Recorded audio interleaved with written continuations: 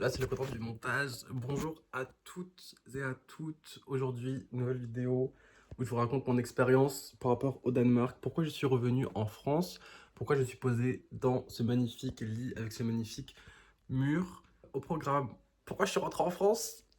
Les études, le travail sous la France de Macron. Et ouais, ma dernière vidéo vous a beaucoup plu parce qu'elle a fait 300 vues. Pour moi, c'est beaucoup 300 vues, c'est genre mon record. Peut-être parce que j'ai fait une miniature très putaclic. Est-ce que je le regrette? Absolument pas. J'hésite à vous mettre là les vidéos sur TikTok pour capter votre attention. Parce qu'on a tous des cerveaux complètement nécrosés. Ouais, mais voilà quoi. Bonne vidéo, guys. Cette vidéo, j'ai pas fait de script, j'ai pas écrit de blague, j'ai pas organisé, j'ai juste mis les trucs dont je voulais vous parler sur mon ordi. Me voilà en France.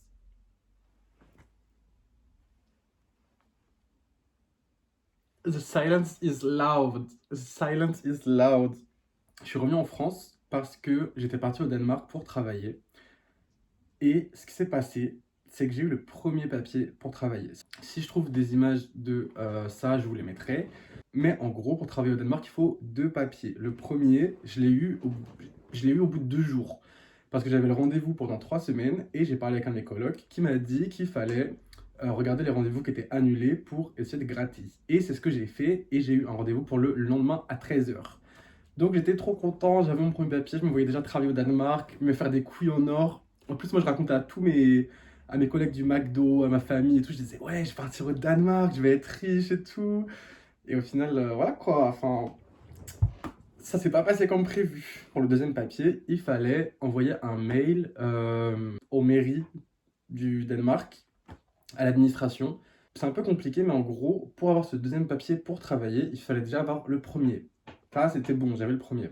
Ensuite, il fallait envoyer un mail. Il mettait 3 semaines pour répondre. J'ai envoyé le mail, ça fait plus de 3 semaines, j'ai toujours pas eu la réponse, donc j'ai bien fait de me tailler. Mais écoutez la suite. 3 semaines pour qu'il réponde. Ensuite, il y a 2 semaines où il donne un rendez-vous. Et ensuite, j'en ai parlé avec mes colocs, ils m'ont dit que ça mettait entre 4 à 6 semaines pour qu'ils envoient le papier, une fois qu'on est parti à la mairie.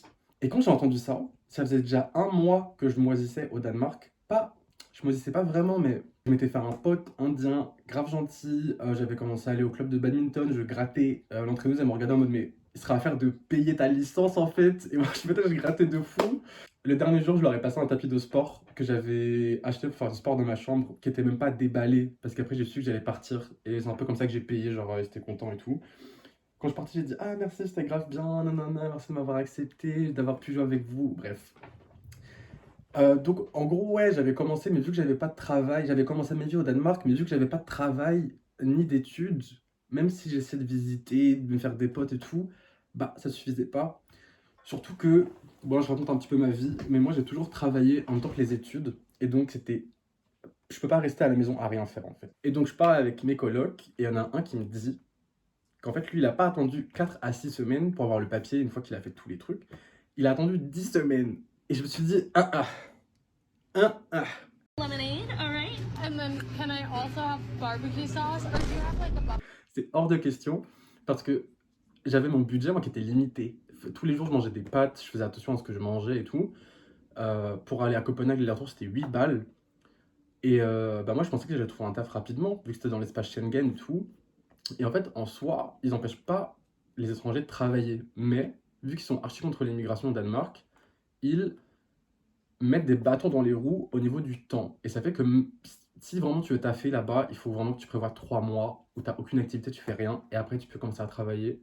Et je me suis dit, j'ai fait le calcul, est-ce que ça vaut la peine d'attendre encore 2 mois et demi à rien foutre, et l'argent il s'évapore, et pour après travailler au McDo, genre.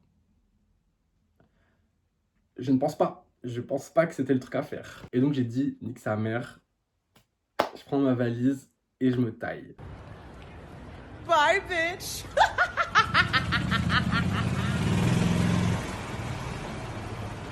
Je suis arrivé ici, je me suis fait chier pendant une semaine.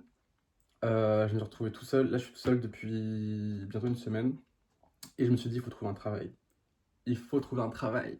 Donc je vais sur Indeed, bien sûr, pour trouver un travail. Je marque expérience, 3 ans, poissonnerie, nanana. Je suis même allé déposer un CV à la boulangerie. Je sais pas pourquoi la meuf, elle m'a regardé archi mal. En fait, il y a marqué que vous cherchez. Moi, je me déplace pour avoir plus de chance. C'est pas la peine de me toiser comme ça.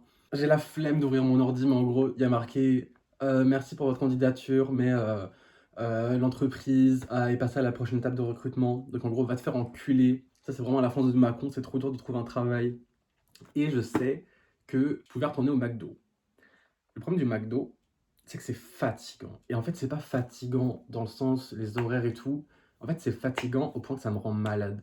Quand je travaillais là-bas, j'ai travaillé 4-5 mois là-bas, j'ai un de mes potes qui m'a dit, mais Quentin, t'es enrhumé.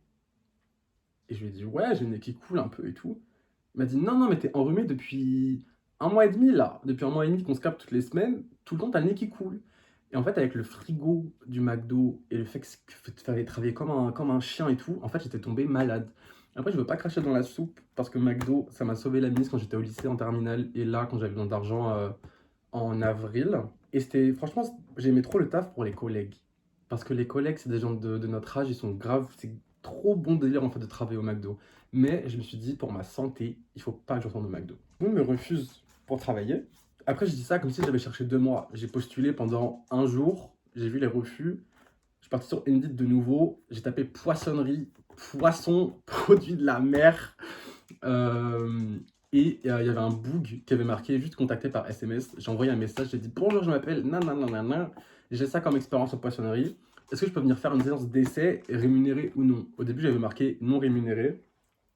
Et je me suis dit, il faut savoir se vendre. Si tu te dis que c'est pas rémunéré, voilà, il faut savoir. Au pire, voilà, faut tenter. Et donc, j'y suis allé là samedi dernier, sachant que là, on est jeudi. En vrai, c'est chill. Il se passe un peu des dingueries, je peux pas en parler. Je sais que ça tombera jamais dans les oreilles de mon patron, qui est très cool.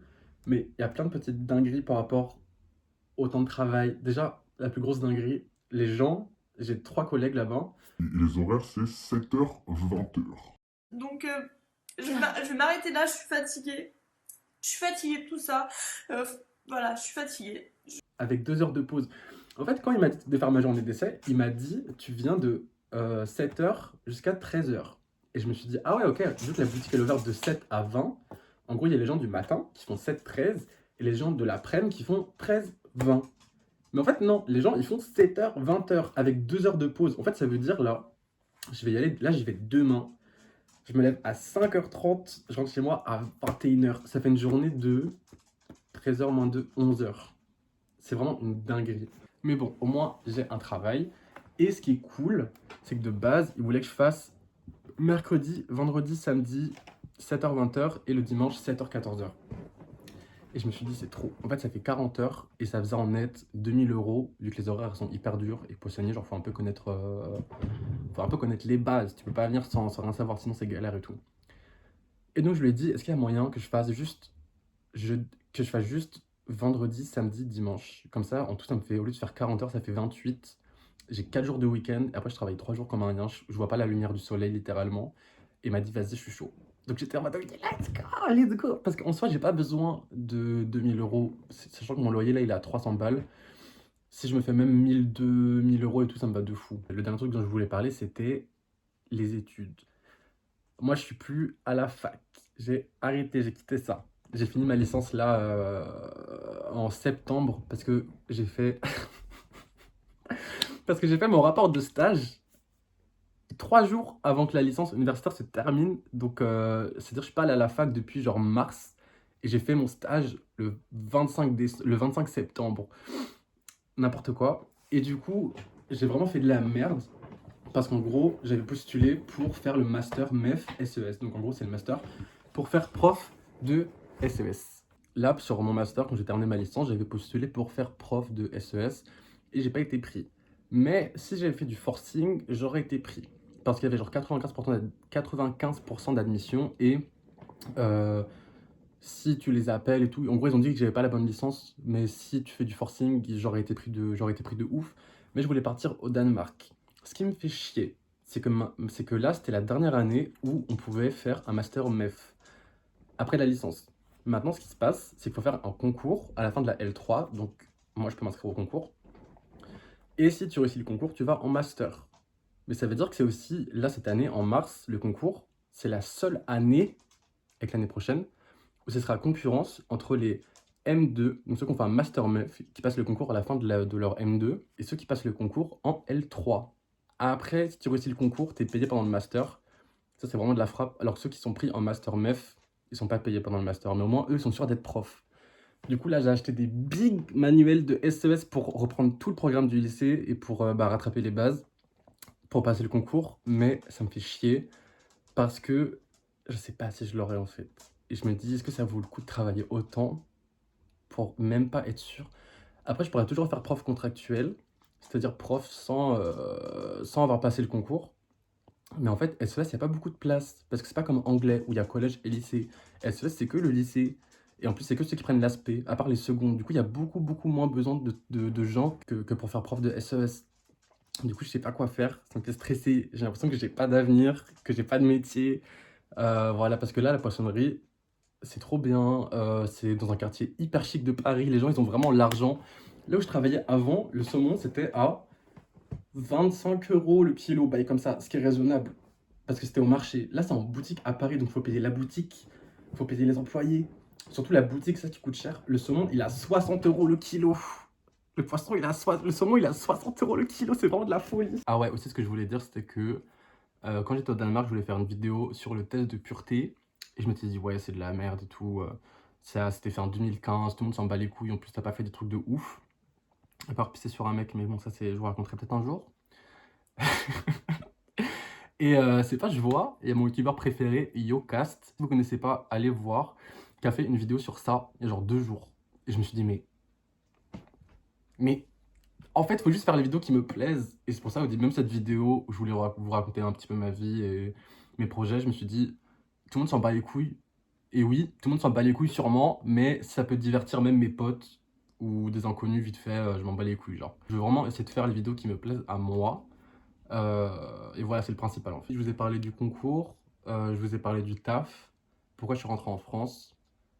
Voilà, maintenant il reste plus qu'à faire des vidéos, je pense. Et oui, bah voilà quoi. Bon les guys, passez une bonne journée et voilà, ciao.